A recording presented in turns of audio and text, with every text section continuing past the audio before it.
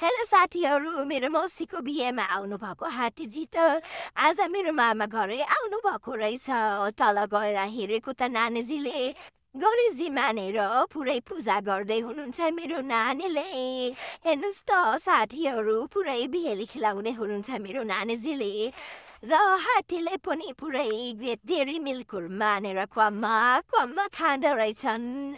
पुरै daily milk they मानेर पुरै मिठो माने खाँदो रहेछन् एकदम खुसी भएर। हात्तीजी त पुरा शाहरुख खानको पोस्टमा दिदी हुनुहुन्छ हात्तीजीले। एकछिनमा म पैसा लिएर पुगे, पैसा त हात्तीजीलाई दिएको त हात्तीजी त कति इमान्दार हुनुहुन्छ र आफ्नो साउजीलाई दिनुभयो पैसा। एकैछिनमा मेरो तक्ले नाना पनि पुग्नु भएको छ। हेर्नुहोस् त साथीहरू, हात्तीको मुखमा जिरा बने जस्तै नानाले थोरै पानी लिएर पुग्नुभयो हात्तीजीको लागि।